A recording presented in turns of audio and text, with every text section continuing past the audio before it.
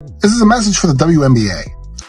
Do you realize that what you have in Caitlin Clark, you're allowing her to get beaten up on the regular during games, flagrant fouls, people trying to take her eye out. That's happened a couple different times last year and this year. There is one thing, no doubt, that's about to happen. The WNBA teams that move their games, this is about to be catastrophic for them. The Fever games are down 53% without Caitlin Clark. Whether some fans like it or not, it was proven the last time that she was out with injury that the WNBA does better when she is on the court. The WNBA ratings across the league dropped by over 50% when Caitlin Clark was out with injury. Without Caitlin Clark, the WNBA's golden ticket, arenas are emptying and TVs are turning off. This is the moment everyone feared. The Indiana Fever announced that Clark has been sidelined indefinitely due to a groin strain. This is where things become complicated. The WNBA, which has centered its entire marketing strategy around Caitlin, is now in disarray, with fans incensed, sponsors panicking, and league executives likely sweating behind closed doors. If the league had done its job, referees protecting her, coaches using common sense, and rival players not treating her like target practice, none of this would have happened. Now that the league's worst nightmare has come true, the question is, what happens when your entire league depends on one player? Caitlin Clark's groin injury is the WNBA's equivalent of DEFCON 1. One fan predicted it. The writing was on the wall, but coaches, referees, and league officials ignored it until it was too late. Leg wraps, grimaces, and abrupt drop-offs in her signature logo threes were all red flags. Even though Caitlin is officially out for at least 2 weeks, people are more concerned about what will happen without her than about the games she'll miss. SILP 2. A little bit different without Didi, just because of our spacing, because of our timing. We don't have to reinvent from a lineup standpoint. I just think we have to focus on utilizing our players in a different way. Ratings have plummeted, with viewership down by an astounding 50%. Half of the league's audience has vanished like water on hot asphalt, and it's happening again. The WNBA's cash cow is hurting, and the entire league appears frightened, frantically trying to figure out how to survive a complete catastrophe. This wasn't a coincidence or fate, it was carelessness disguised as letting them play. Caitlin Clark's injury stems from a single, incredible moment during the Liberty game when players came in swinging, body checks, head knocks, shoulder slams, and the referees did nothing. No whistle.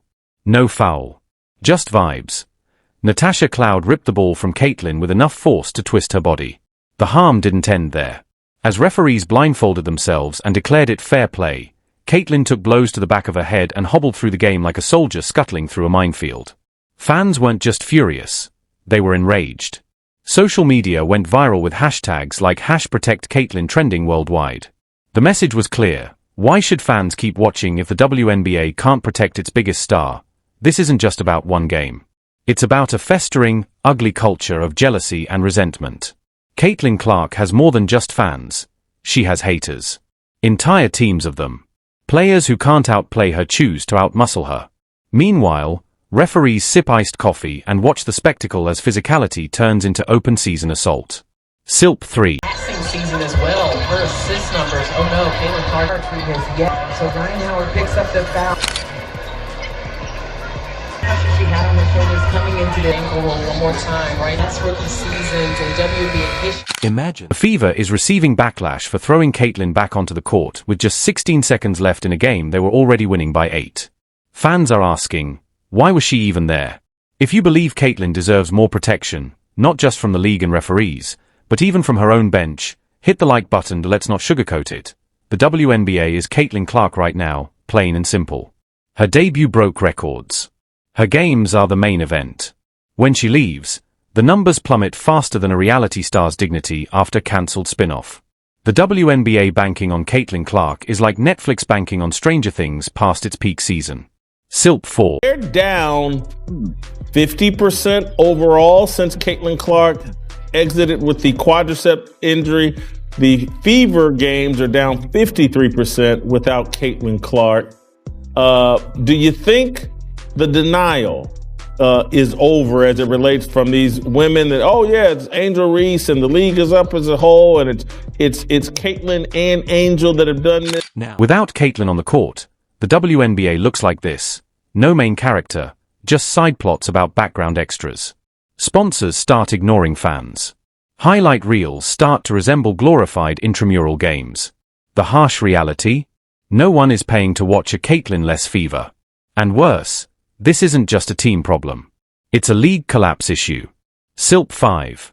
Now, let's talk about the fan rebellion. It's not simmering, it's boiling. Fans aren't just disappointed, they're furious.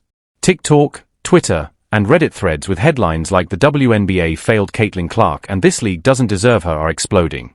The entire WNBA is realizing that when they hitch their entire wagon to one star, the moment that star limps off the court, the wagon tips straight into a ditch. But for some reason, the WNBA doesn't want to protect Caitlin Clark, and I don't quite understand why. Now, I'm going to talk about this more in an upcoming episode of the Pro Zone Show, because I have some theories and other people have put in their opinions. But you're not making a lot of money without Clark. You lost 50% of your viewership when she was out with a quad injury. Do you want her to get injured again? Your ticket sales plummeted. They went from, $89 a game to $25 a game for certain games when Clark was out. You're getting money from the NBA to keep you alive. Wouldn't you like to be sustainable on your own? And you can do that by building up around Caitlin Clark. She puts butts in the seats and she inspires young women to come and play college basketball and potentially pro basketball. You're not doing the right thing here. You're making dumb mistakes, and I don't know why, but I'm going to find out in more detail. I have theories, as do others. We'll talk about that on the next Pro Zone. Sponsors are already demanding accountability from the WNBA for broadcasts, merchandise, and games. One widely shared tweet summed it up: "Why should I pay for the league's carelessness if it won't protect its stars?" The dominoes are falling. Sponsors are frantically phoning their legal departments. Casual fans are leaving. And the league?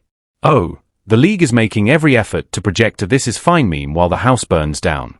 The WNBA was supposed to enter CBA negotiations with record-breaking viewership and momentum. Now they're entering with their biggest star in street clothes and their fan base ready to riot. This raises a difficult question no one at league headquarters wants to answer. What if Caitlin doesn't return anytime soon? Or worse, what if her injury proves to be a major setback for her career? These risks aren't paranoia. They're a reality check. SILP 7. Have to be careful of is if, say, you try to rush her back from this injury as well, then you're getting into this territory where the entire WNBA has been living on borrowed time, hoping their star could hold everything together without breaking down. Caitlin's groin strain didn't happen overnight. It's the result of months of playing through pain, bulking up to handle rough fouls, and jumping back into games when she really should have been resting.